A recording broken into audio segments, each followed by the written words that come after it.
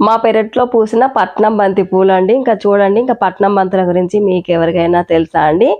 ఈ బంతులు అయితే చాలా బాగుంటాయండి. నాకైతే చాలా ఇష్టం అండి. అంతకుముందైతే మా ఇంట్లో చెమన్ లాగా ఉండేదండి. ఇంకా చుట్టూ ఒక పార్క్ లాగా పెట్టి మధ్యలో బెండ చెట్లు అలా వేసేవాళ్ళమండి. ఇంకా చాలా చక్కగా పూలు వచ్చి ఒక పార్క్ లాగా కనబడేదండి. ఇంకా మా ఇంటి పక్కన వాతావరణం అయితే, ఇప్పుడైతే అక్కడ రేకుల షెడ్ వేసాం, కానీ అంతకుముందు అయితే ఒక చెమన్లోకి వెళ్ళిన ఫీలింగ్ అయితే వచ్చేదండి మాకైతే.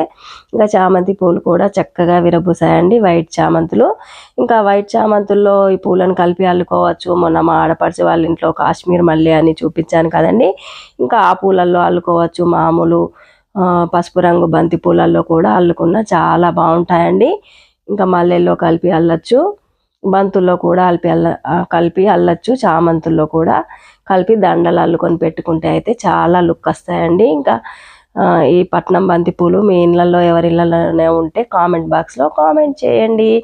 ఇంకా బంతి పూలు అయితే చాలా చక్కగా విరబూసాయండి. ఇంకా నాతో పాటుగా మీరు కూడా చూసేయండి. మరి కొత్తగా నా ఛానల్ చూస్తున్న వారు ఎవరైనా ఉంటే సబ్స్క్రైబ్ చేయండి, లైక్ చేయండి, షేర్ చేయండి. మరిన్ని వీడియోస్ కోసం వెయిట్ చేయండి. ఉంటానండి.